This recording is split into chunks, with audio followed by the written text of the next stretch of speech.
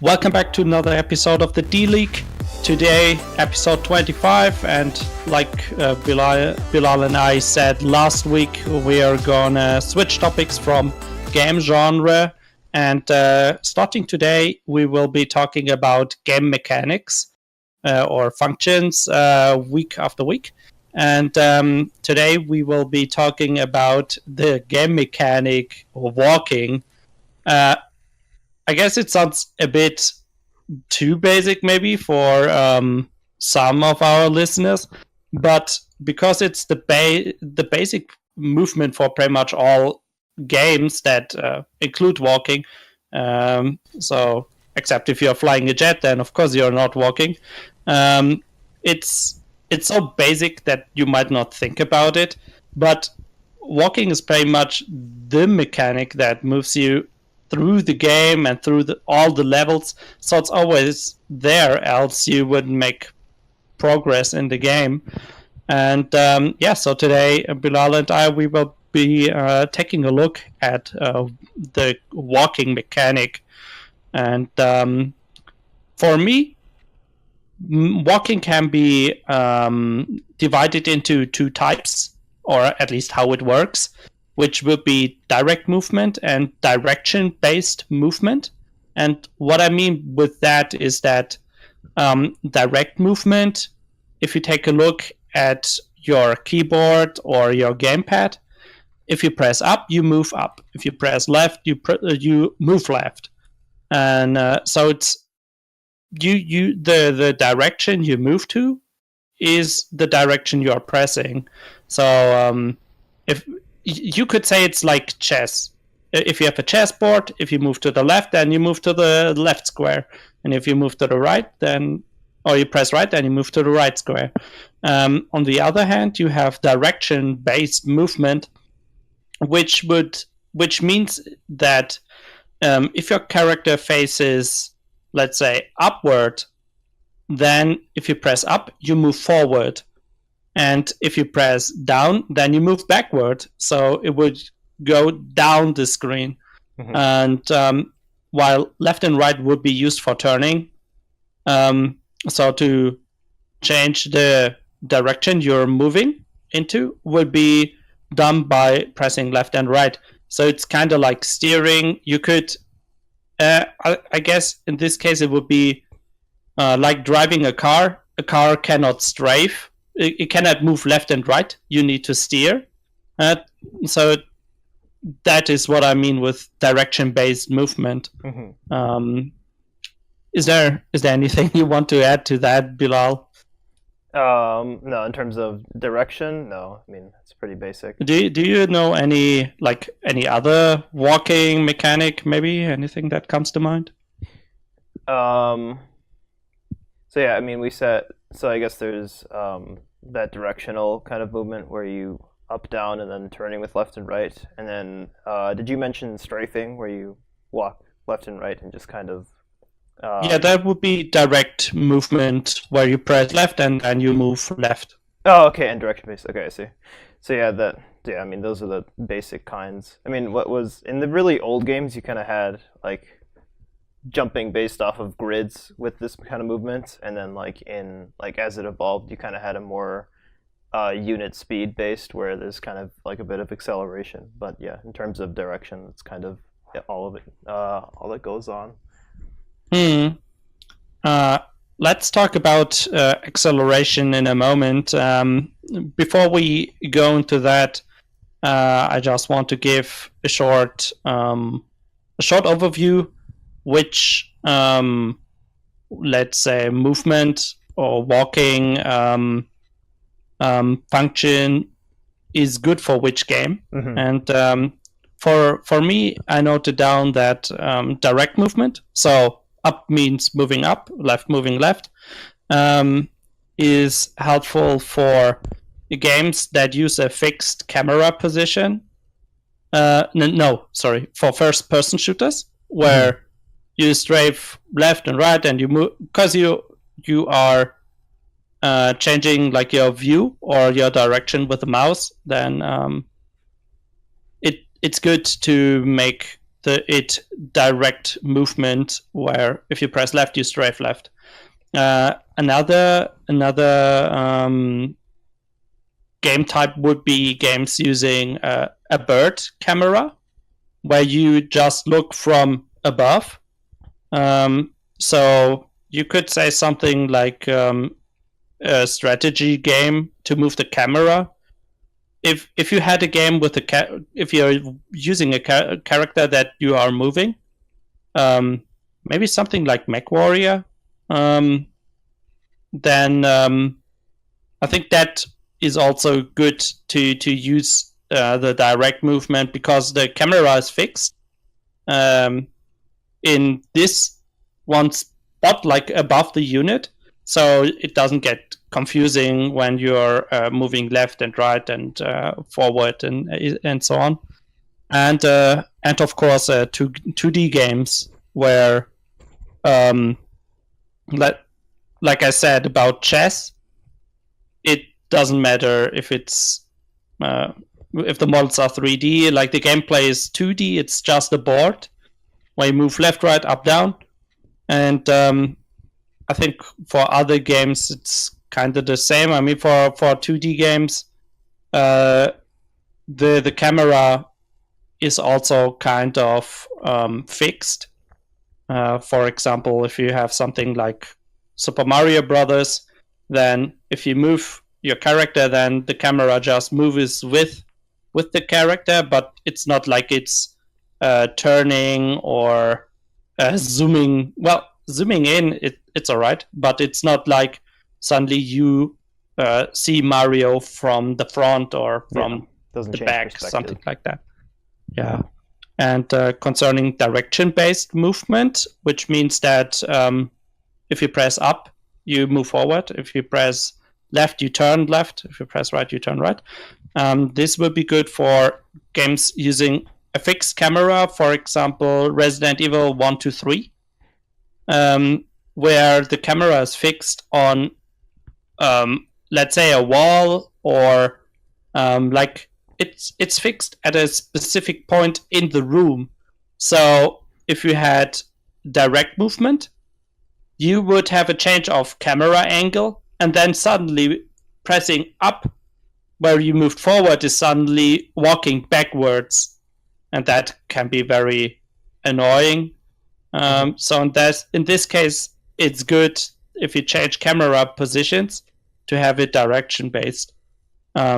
Also, things like 3D battle movement. If you have an RPG where you move around a lot, where you maybe like circle around enemies, I think it also makes sense to have it direction based. So you kind of keep moving into the direction that you want to move into. And of course, vehicle movement, which is, well, it's not necessarily walking, but for example, if you have a huge robot with legs, then I guess you rather turn than like strafe in these cases. Or tanks cannot strafe as well, so it's more realistic in this case. Yeah, I think fundamentally I think when you don't have strafing, it's kind of a limiter, because in real life we don't like wait to turn and then move forward. Like we kind of do like a diagonal motion where we'll like start walking and turn like at the same time. And when you don't have that kind of strafing aspect, well, you can't really move diagonally. You have to turn and then move forward. And so it's like a really strange limitation where they had that in, especially in first-person shooters, right? So I mean, like the first-person shooters would have only turning, and they didn't really have that strafing mechanic until, well, we realized that it was kind of annoying to only have turning. And I think even Combat Arms, which was like a newer, I mean, like when was that? 2005 or something. When that game came out, it started by default with the strafing controls being somewhere else, and I think I think A and D turned you by default. So it's kind of an awkward style of gameplay where you get stuck holding still before moving to the side. Um, and and so like yeah, I think it's important for like first person shooters to have the direct movement. Um, but then you kind of and then you have like yeah other like 2D games. I think it's kind of a more niche style of game that'll have no strafing, but then have a turning mechanic with your um, control stick, I guess. I think it'll like lock you into a less free movement kind of game and put you in more of a game where the movement is controlled, where you're supposed to use it in a certain way. I mean, for example, like you could have a spaceship kind of game where the spaceship doesn't have like side engines, but you would. And sorry to kind of go off of walking, but you would be able to turn and then shoot like forward or move forward, but then you wouldn't be able to strafe. But then you also could have the option of a hybrid style game where you had turning, but you also had strafing and had a like hybrid direct and direction based movement. So I think it can really depend on the style of game for which one's best, like you were saying. But first person shooters without direct movement kind of play wrong. And with 2D games, it really depends on what kind of game it is, I think. Hmm.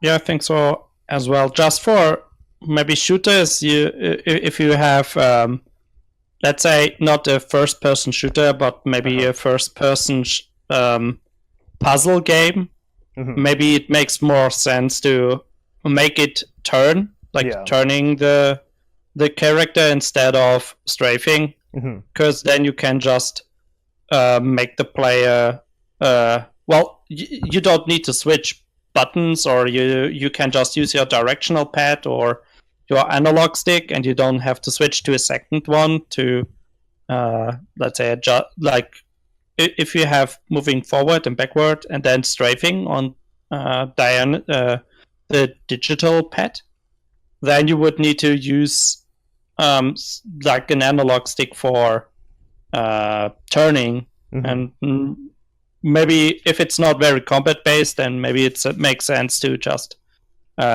keep it simple and put it on the same control. You know what I mean? Yeah. All right. And yeah, concerning walking or movement, there are some games that go completely away from this control style. For example, Octodad, where you use the mouse to where Octodad is kind of a ragdoll that you need to pull around, and so to make him move, you click the limb or the leg, and then you pull it forward. So in this case, you have a game that makes it very difficult for you to walk by having this mechanic in the game. So yeah, there are some games that go a completely different direction from the normal use keyboard arrows or controller up, down, left, right to move, and they just make you move completely different. Yeah, sometimes the walking mechanic can be the actual like difficult part or the challenging part of the game. Like for example, there was an old Flash game called QWOP, like QWOP, and you would have to use the keys QW and OP to control.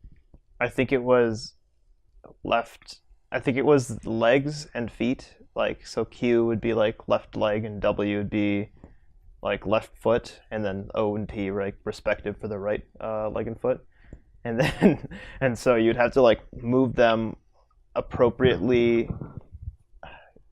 It was a very strange game, but you were a runner and you were trying to move your legs to run, and it was a very difficult to play game and it was like kind of a joke, but the challenging part was actually trying to make your character run correctly by like moving your legs forward and backward, I think so.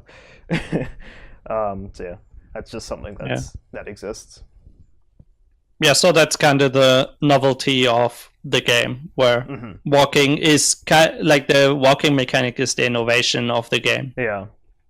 All right. So let's go on. And you talked about acceleration. Can you tell us some more about acceleration, or maybe a bit more in detail? How important it is?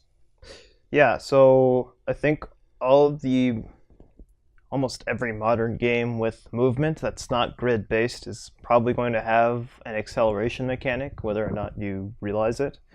It might not if they want the movement to be instant, but even sometimes games where it appears to be instant can have just a really fast acceleration.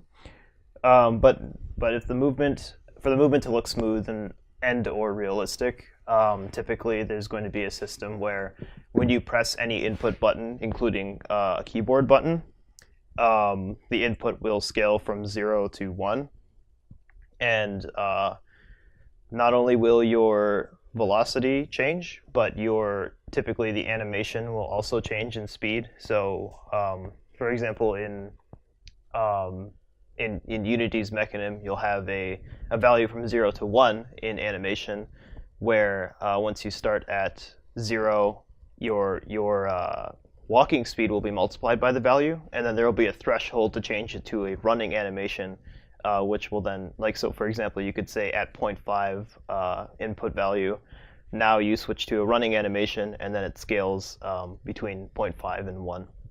So, so that kind of effect is there, obviously, because in real life you would accelerate. Like, you're pushing, when you walk, you push off of your legs against the ground to project yourself forward and increase velocity. So that's why that mechanic exists even for the walking games as well as the vehicle games. I guess that's just physics for you, right? Yeah. You have the gravity on Earth, and that keeps you kind of stuck in place. So you need to use force to accelerate yourself. But once you accelerate, then you keep the speed. And then, so that's, if you imagine a runner, then, they don't start going, let's say, from 0 to 20 kilometers an hour, but it's like 0 and then 3 and then 5 and 10 and then 15, and then they go to max speed. Yeah. And that's just natural. And if you don't have that in the game, of course, if you want the movement to be immediate, for example, for chess, well, you just move the figurine, and that's fine. Or maybe if you have an arcade style game where you just want it to be super responsive, where you press left and you just go the full maximum speed or maximum speed to the right, that's a design decision, but it's not very realistic. And I was going to say, for example, in a bullet hell game, you might not want the acceleration mechanic to bother the player. You could have it to make it more difficult, but you might remove it so that players know an absolute movement amount whenever they hit left or right to avoid like a bullet, or to go in between two bullets, for example. Yeah. Also, if you have acceleration, then maybe you also have deceleration, which means that you are, if you're driving a car and you're not braking, you're not putting your foot on the gas, then you're just slowly losing speed, which is deceleration. Yeah. And like you said, in a bullet hell game where you must be very precise and you just slide forward, then you might die even though you didn't want to move forward. And or just imagine like a platforming game where at some point, if you don't jump, if you want to take your time and you actually want to stop moving, but you have deceleration, meaning you are not pressing anything, but you're still kind of decelerating and then running into the pit. Yeah. Which can be frustrating. So yeah, I guess concerning acceleration and deceleration, it depends on the game or like if you want it and how big of a role it plays. Yeah. By default, you could your movement, your input engine might kind of use that. Might actually like cause the deceleration effect to happen on its own. But oftentimes you'll want either to remove it or to change the value because you don't necessarily want your deceleration to be the same as your acceleration, especially if it's like human movement, because we typically tend to stop faster than we start, I think, if you're going at full speed, unless it's something like downhill or, whatever else. Yeah, then let's continue. I just want to quickly throw in that movement, like walking speed, is a popular mechanic to make characters feel different, where you have characters with different maximum walk speed or acceleration speed. Like, for example, you have some ninja character and then you have a huge robot character, so which would be kind of maybe more clunky, slower, but maybe does more damage, while the ninja character is super fast and accelerates really quickly.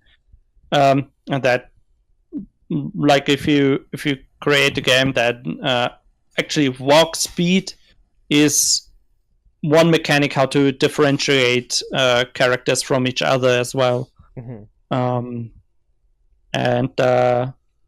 Something we talked about kind of physics and mechanics and like acceleration. I also want to throw in that if you play Doom 1 and 2, like the old Doom games, they had a fun programming system, or like how the speed worked, where they kind of edit. If you walk forward, you, let's say, move at 5 speed, and if you strive left or right, you also move at 5 speed. But it's not like it's capped at that point. So if you like the fastest movement speed in the game was moving diagonally, where you move forward and right at the same time, so you're kind of running around at a 45-degree angle, because they add the speed of moving forward and moving right or left, so it's not 10, but it's still faster than 5. I didn't do the math, sorry. So in this case, if you want to go fast, or the fastest in these games, you just run diagonally through the level, which is good for experienced players, but maybe a bit strange if you're a bit like, you might find it a bit weird. I think it was the same for Morrowind. Like, I think walking diagonally, it at least looks faster. I remember I would always walk diagonally and jump diagonally to get around faster. Yeah, so in this case, maybe as a developer, you want to check how it adds up in your game, and maybe implement something like a speed limit, where you say, okay, you're moving forward and right, but the maximum speed is, like, in this case, 5. It's the same as moving forward.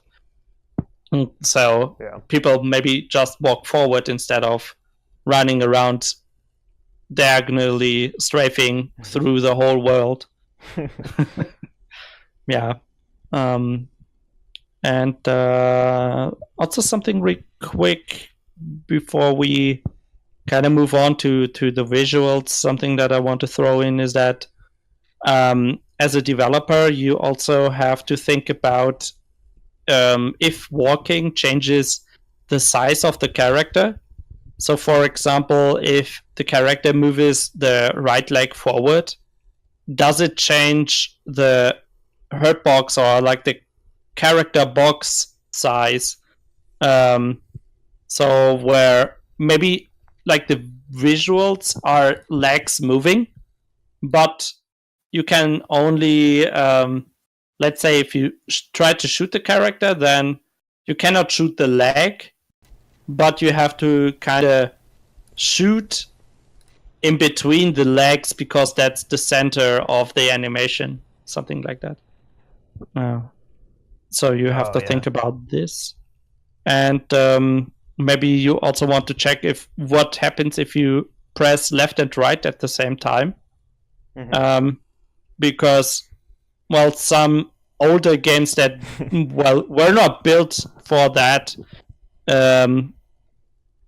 kind of glitch out, and so maybe you want to see what's the behavior in your game. Maybe your game also acts up if you press left and right or up and down at the same time. So maybe check that out as well. All right. Anything you want to add to kind of the mechanics, to the mechanic part of walking? No, I think what you said about changing the size. I think there are some easy solutions. Like you could just have the colliders be built around the legs and make sure that they follow the legs. Or if you don't care, you could just kind of have one big capsule collider, for example, or box around your character. That doesn't get affected by animation. Yeah, I mean, that's up to the developer how much time they want to invest. I know that, for example, in fighting games, the walk cycles have different like hurt boxes where you can hurt the character when moving forward or backward. Sometimes they get like smaller or they get bigger. So it's also it's a design decision. Yeah. Anyway, so let's move on to the visuals. Of walking, and for me, what first came to mind for me was that if you play a game in first-person view, if you are walking, then, for example, as a human, like when you're walking, your head is moving as well. So does like your view shake when moving, or if you're riding a robot and you're the pilot, is the screen shaking while moving? Is it a stable view where you're just you are moving, but it does not change your visuals, let's say, like what you are seeing? And I think that's also a design decision for the developer that you might want to think about. Yeah. I think most AAA games will have movement somewhere, like say in your weapon or in your view bobbing, to make it like look more realistic and not that you're just sliding across the ground. Yeah. Else, when you think about visuals of walking, is there anything? What comes to mind for you? I mean, mostly animation by default is the that comes to mind, and kind of like, does it scale with the speed, and does the animation like make sense with the walking, or does it look like my character is sliding but he's also moving his legs in in the same direction? Because if you have a walking animation that's a lot slower than your speed, then it looks very strange. It looks like something is sliding and dragging around your animated character. So, yeah, for me, something about the animation was that in some games you can just you kind of mash forward, let's say, where you press and then depress the direction really quickly, where you are kind of taking stutter steps, And what I mean with that is that your character is just kind of lifting up the leg for a short moment, but he's already moving forward. So it's kind of like you are not even taking a step, but you're just sliding forward one leg, but your whole character is moving. And so yeah, for visuals, that's I think something that you want to also think about, because in this case you could kind of walk through the whole game without actually taking a full step where you're just kind of, like you said, you're just sliding around. So something you want to also think about is when is the character moving, which is all again acceleration, deceleration. And maybe you want to have the character move when he's taking a full step, or maybe something like in the middle of the animation where you have a separate animation where it just makes a shorter step, maybe something like that. So it feels more natural. Of course, if you want to make it feel natural. Yeah, because some people are annoyed by animations like that where you don't really walk, but you're still moving forward. I mean, it doesn't work in real life where you kind of move your right foot forward and like the left foot is following. A bit strange. Yeah, I think the game where I saw the best like running animation is probably Mass Effect Andromeda so far, because it actually. No, I'm not joking. It actually has. I mean, the dialogues had messed up animations, but the gameplay had like very good animation, because it's like your character would run and like it would look very realistic, especially with the movement. And then when you stop, your character does this abrupt like stop where he or she like will actually. I don't know, like how you would stop, you kind of bounce a bit and then just like land on both feet and ground yourself. And then it also had like, if you were to go left then right, there was a very good turning sequence before you started running. So it looked like a very natural walking/running system, I think. I bet somebody will counter you with this crab-like movement on the stairs. I bet you saw that video of Mass Effect Andromeda. Actually, I haven't seen that one. Okay, yeah. Maybe you should look that up. Okay. Because people will counter you with that anyway. And yeah, for me, I'm like, I guess most first-person shooters do it right. Of course, depends on the acceleration. You don't really have that much acceleration, but at least like the movement looks natural. And also for visuals, like my last note that I took was about clipping, where maybe the standing animation, if you have a short, if you have a bit of like a height difference in the ground, then maybe like one leg is clipping inside the ground, and yeah, it doesn't look pretty, but maybe also can lead to somebody clipping into the ground completely, because the game thinks, okay, like the one leg is out of bounds, so when you move, suddenly the second leg is also out of bounds, and then you just drop out of bounds. And yeah, so something you also want to take into consideration is clipping, I think.